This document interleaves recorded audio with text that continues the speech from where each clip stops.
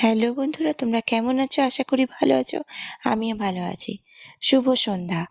আজ সন্ধ্যাবেলায় ভাবলাম তোমাদের সঙ্গে এই ভিডিওটা শেয়ার করি, তাই চলে এলাম।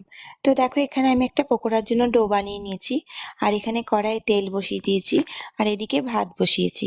তো মাকে দিলাম কিছু পটল কাটতে। কাল ভোরবেলায় তরকারি রান্না হবে, একটু তাড়াতাড়ি রান্না হলে না সকাল সকাল, তাহলে দেখবে আগের দিন রাতে তরকারিটা কেটে রাখলে বেশ ভালোই হয়, সুবিধা হয়। তো মা তরকারি কাটছিল, আমি পকোড়াগুলো ভাজছিলাম।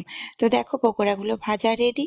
তো এই দেখো, পুচকের ঠাকুমাও এসেছে সন্ধ্যাবেলা, সবাই মিলে গল্পের আসরে বসা হয়েছে, আর এদিকে পকোড়া খাওয়া হচ্ছে। খেতে খেতে অনেকটা বেশ সময় কেটেই গেল। তো তারপরে ভাবলাম আমি আর একটু কেটে নিই, মা অতটা কাটতে পারেনি। তো আমি আবার কিছু একটু বেশি পরিমাণেই হচ্ছিল পটলটা।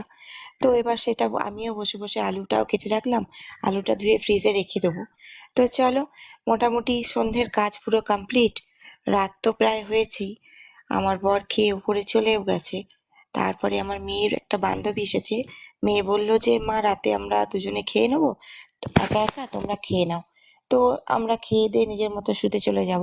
আর মেয়ে এখন ওই যে বসে বসে পেছনে মেয়ের বান্ধবীর সঙ্গে গল্প করছে। তো যাই হোক, ওরা বাচ্চা মেয়ে, ওরা যখন খুশি খাবে। তো থাক, আমরা আমাদের মতো খেয়ে দিয়ে শুয়ে পড়বো। কারণ হচ্ছে রাতের খাবারটা একটু তাড়াতাড়ি খাওয়াটাই খুব ভালো। যদি মানে ৮টা সাড়ে ৮টার মধ্যে রাতের খাবার খেয়ে নেওয়া যায়, তাহলে খুবই ভালো হয়, কিন্তু হয়ে ওঠে না। কারণ আমার বর বাড়ি আসে রাত প্রায় ১১টা বেজে যায়। তো সেই কারণে তাড়াতাড়ি হয়ে ওঠে না। আর যেদিন তাড়াতাড়ি আসে সেদিন তো তাড়াতাড়ি খেয়ে দিয়ে শুয়েই পড়ি। সন্ধ্যের টিফিন বেশি করি না, হালকা করে করি, করে রাতের খাবারটা খেয়ে নিই। তো চলো বন্ধুরা, তোমাদের সঙ্গে সন্ধ্যে থেকে রাত অবধি কিছু মুহূর্ত শেয়ার করলাম। আজকের মতো টাটা।